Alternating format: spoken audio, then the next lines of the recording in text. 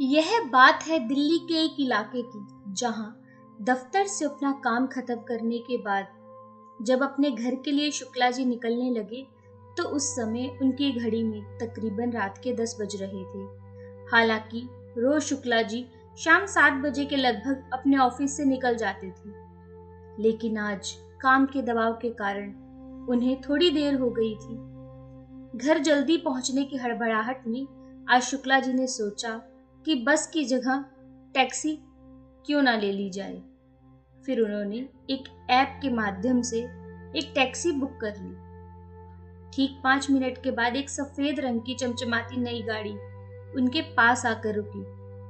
Driver तुरंत गाड़ी से नीचे उतरा और पिछली सीट को साफ करने लगा और बोला, सॉरी सर।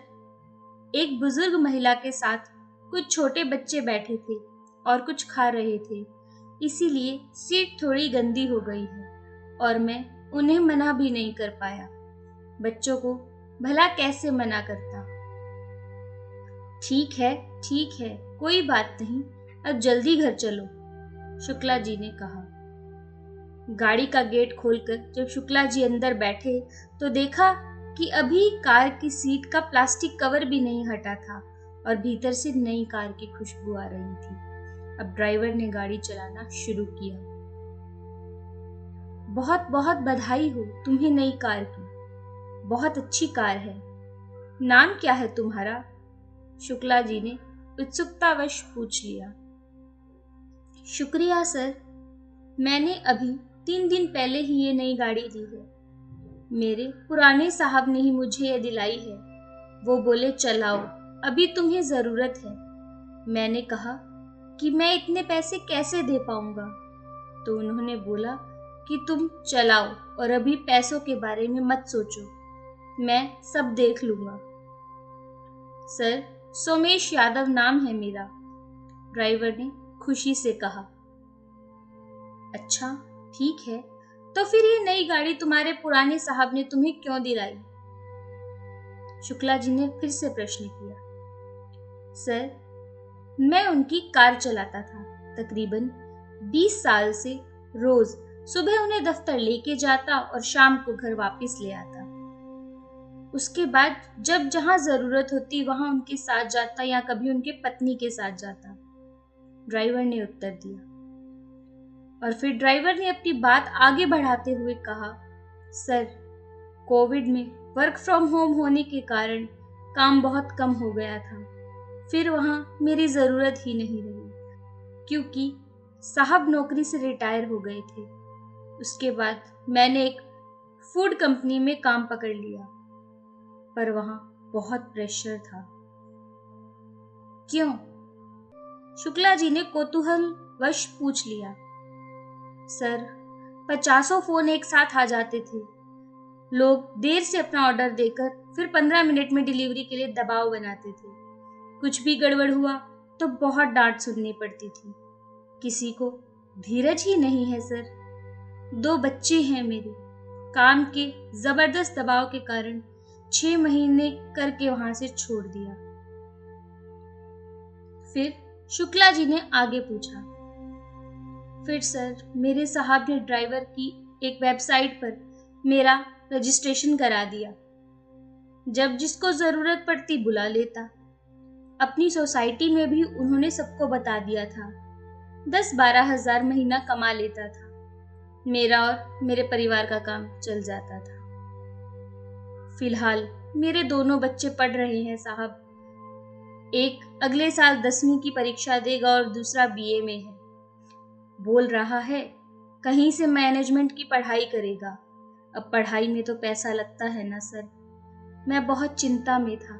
इतना कहकर ड्राइवर खामोश हो गया और उसकी आंखें भर आई। शुक्ला जी ने ड्राइवर से जिज्ञासावश पूछा, फिर क्या हुआ?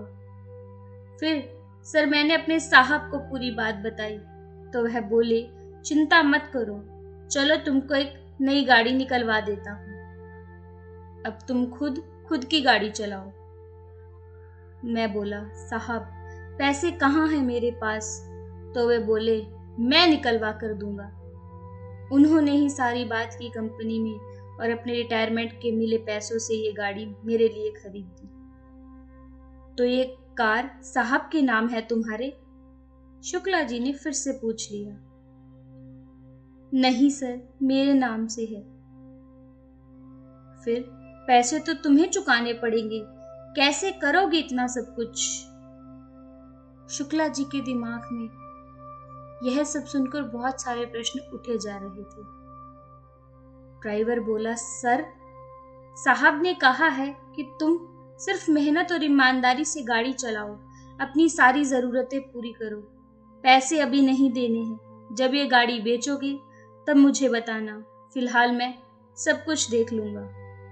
अब तक उन साहब के बारे में शुक्ला जी की उत्सुकता चरम सीमा पर पहुंच चुकी थी। ऐसे भले लोग कहाँ आसानी से मिलते हैं इस जमाने में। शुक्ला जी ने फिर प्रश्न किया, क्या करते हैं तुम्हारे साहब?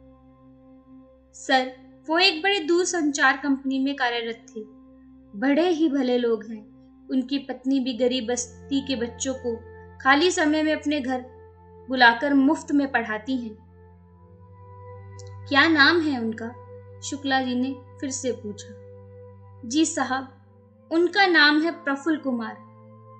मोबाइल नंबर याद है तुम्हें उनका? ड्राइवर ने अपने साहब प्रफुल्ल शर्मा का नंबर शुक्ला जी को बता दिया। फिर शुक्ला जी ने उन्हें एक भावनात्मक संदेश व्हाट्सएप पर भेजा।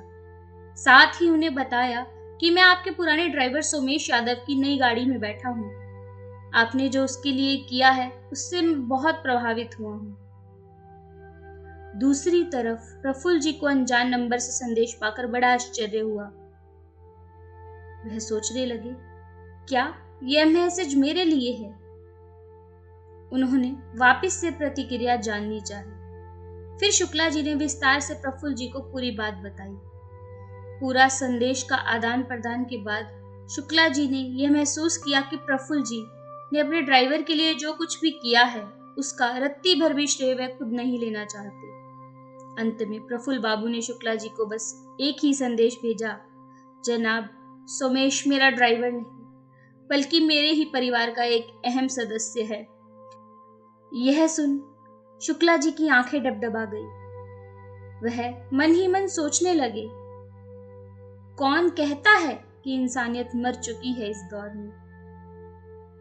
अपने घर के मुख्य गेट पर पहुंचकर शुक्ला जी ने टैक्सी से उतरकर ड्राइवर सोमेश को उसके किराए के पैसों के साथ साथ 500 रुपए का एक नोट और थमा दिया और उनसे कहा, वापस अपने घर जाते समय बच्चों के लिए मिठाई खरीद लेना और उनसे बोलना कि एक अंकल ने भेजी है।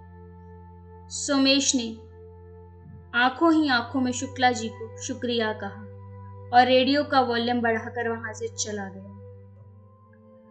शिक्षा। इस कहानी से हमें यह शिक्षा मिलती है कि आज के इस दौर में भी इंसानियत जिंदा है। ऐसी ही मनोरंजक और रोचक कहानियां सुनने के लिए हमारे चैनल को लाइक, शेयर, सब्सक्राइब करना ना भूलें। धन्यवाद।